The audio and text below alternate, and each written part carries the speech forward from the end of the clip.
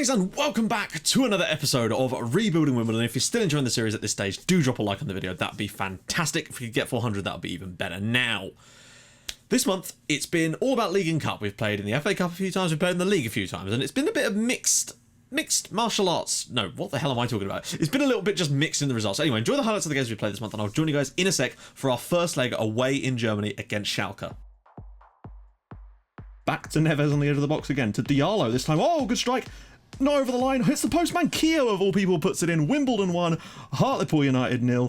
Javi Manquillo, first goal for a very long time, I think. There we go, 1-0 Wimbledon. Achabar, Mateus, can he turn and slip one through? Oh, no, but he gets on the rebound anyway, and it is 2-0 to Wimbledon now. That should be game over, as you would imagine. Mateus has got to prove himself today a little bit, and he's doing it so far. 2-0.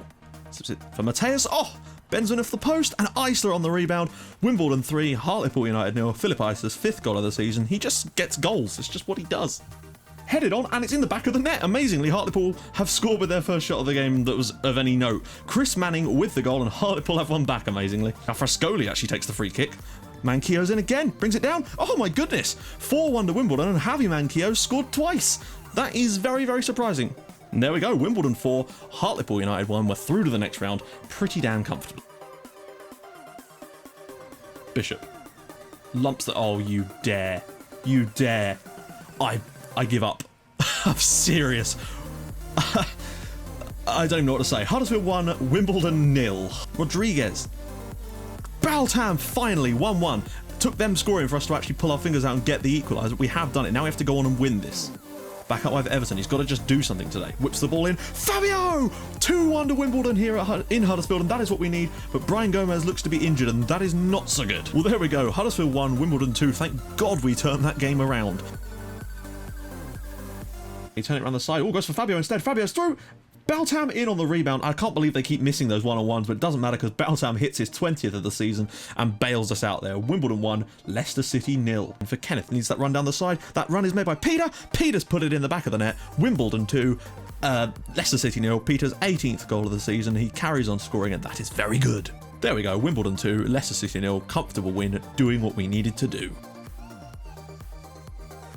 Achabar sits it through for Peter. He's round the goalkeeper and he's smashed it in the top corner. Villa 0, Wimbledon 1, Alexander Peters, 19th goal of the season. He's got to be on for a better tally than last year. Now he has to be. Ward Prowse. Oh, for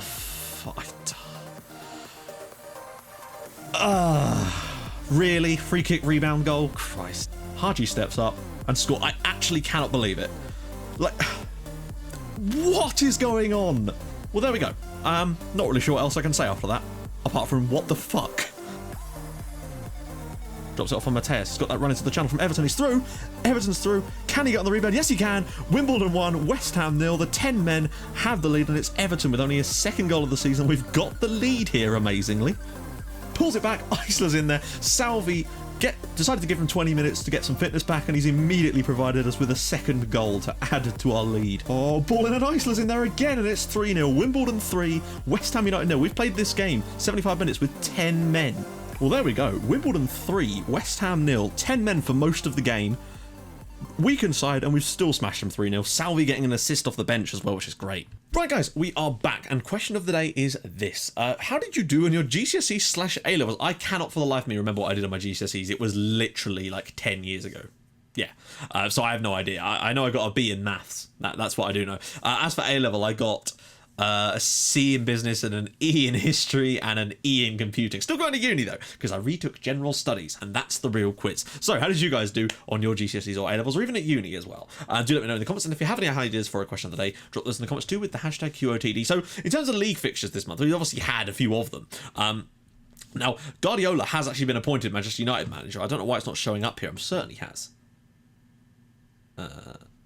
Come on. Yeah, okay. I don't know why it's not showing up there. I literally just saw the news article about it because I was surprised because he left Liverpool because he got sacked and now he's at Man United. But there you go. So, Salvi is obviously still top assistant, but he's actually only played like 20 minutes of football this month, but he is back and he will be playing today against Schalke, which is the key thing. However, Brian Gomez is going to miss today's game through injury, which is a bit of a worry for me. But it's just one of those things. What can you do? Baltham has got 16 goals in the league, though, and it is all looking rosy. City are keeping up with us quite some. We're both 17 points clear of Arsenal. It's a two-horse race for the title, and frankly, I don't think we're going to win it. I feel like we're starting to concentrate now on the Champions League, and there's going to be a lot more resting players for the league games because we've got Champions League stuff to come. So I feel like that's going to be more important to us right now.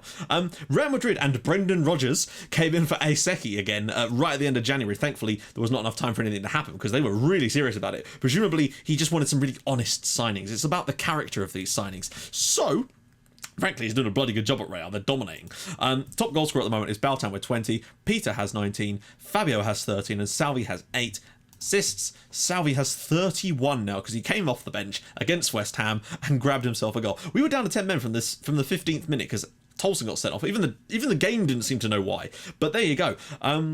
We won the game 3-0 and we're through to the next round. Bolton got themselves through to the 5th round of the FA Cup. They beat Newport County. They got drawn against Manchester United, which was a bit of a shame. And they did, in fact, in the end, lose 3-0. But Bolton are currently top of the conference now. So they're looking like back-to-back promotions for them. Mike Jones is now in charge of Bolton, though, as Scott Sinclair left to take the York City job.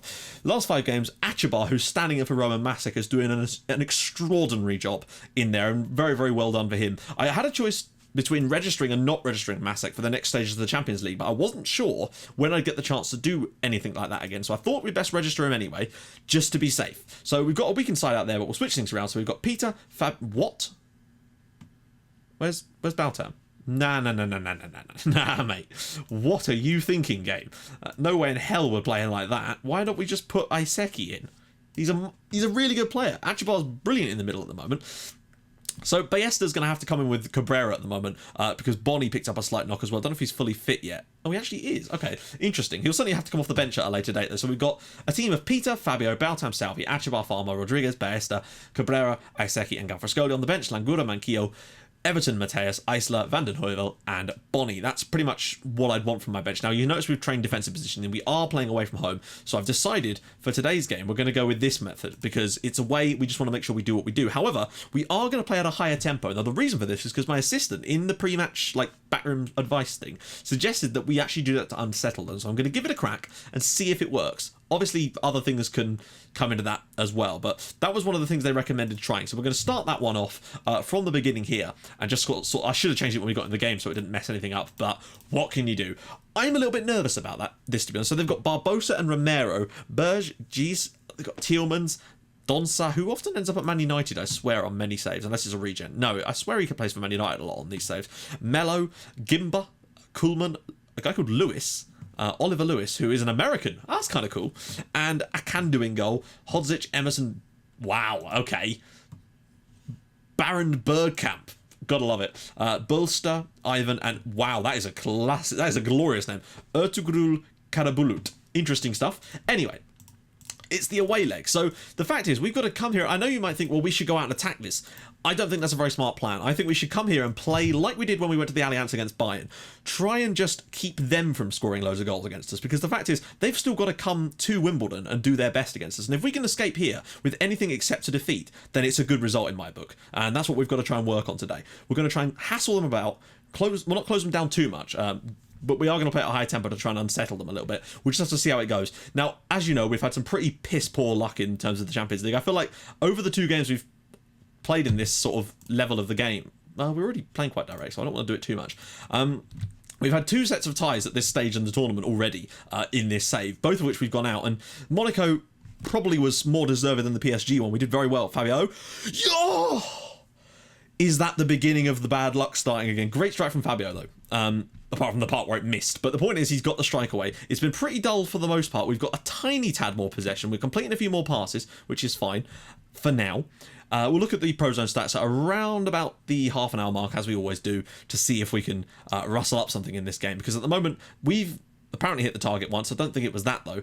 And Schalke have yet to do so. So it's a solid start so far. A 0-0 wouldn't be the worst result in the world, but it could open us up. I'd much prefer a 1-1 if at all possible. Look at this.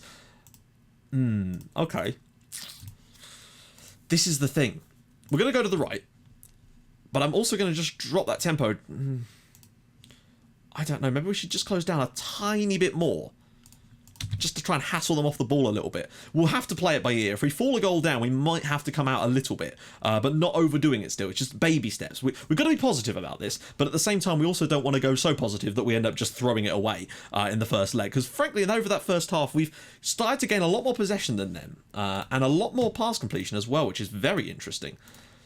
What I'm thinking is we might be able to find a way to play like we do with our old style tactic with the pushed up high line, but we might be able to find a way to play it with the deeper line so that they can't get in behind us, because Barbosa is quick as frick. They said don't. Now, one of the other things they suggested was to take off this, and I wonder if that's something we could try in the second half. Oh, let's just take a little look. It's all very central for them, and we're starting to get a little bit more out on this right. A couple of passes from the middle, and corners look like a danger zone for us as well.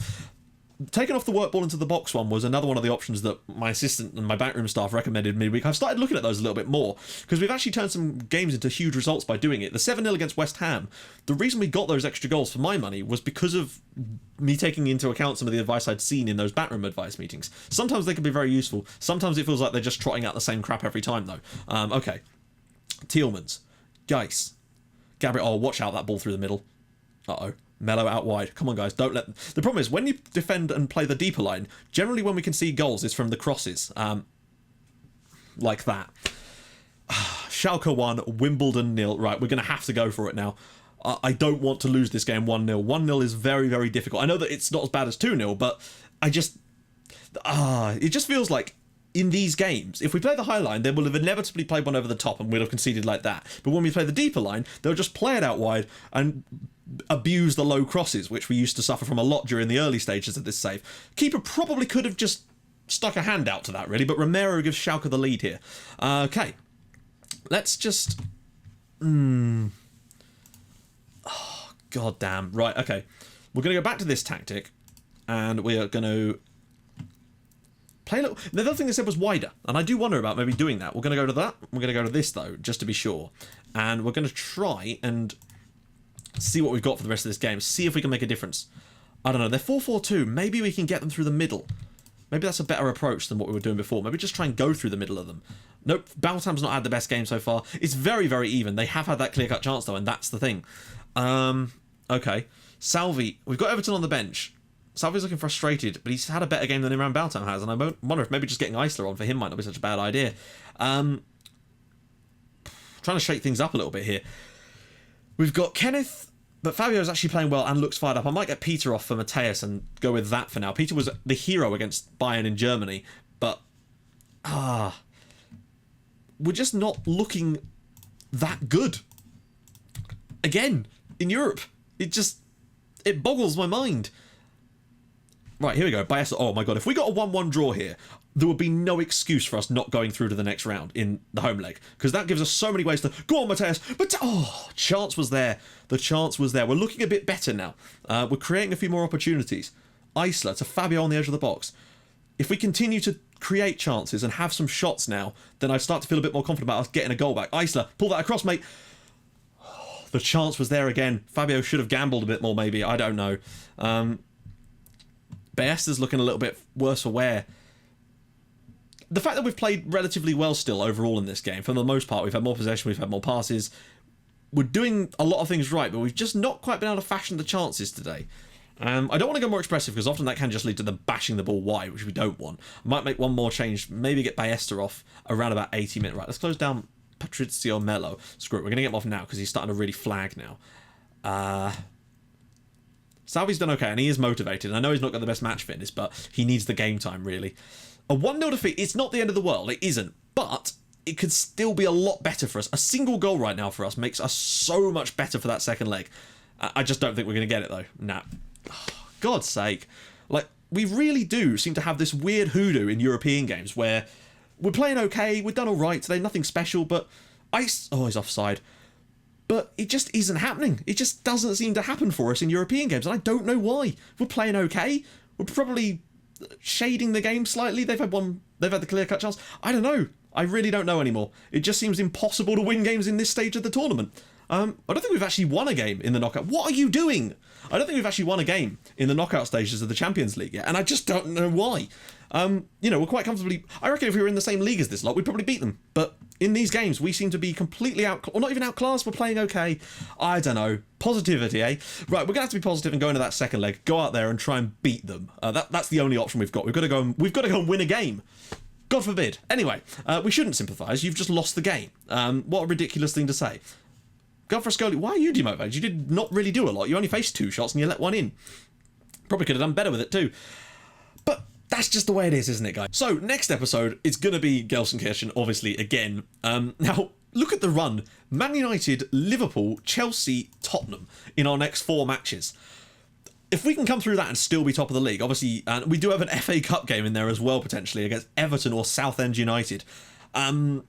Good Lord, is all I can really say. I just want to make sure that our morale isn't going to be too low going into that game against Schalke at home. We have to win that game. And we really do need to win it by more than 1 goal, because otherwise, I just feel like they're going to probably score against us.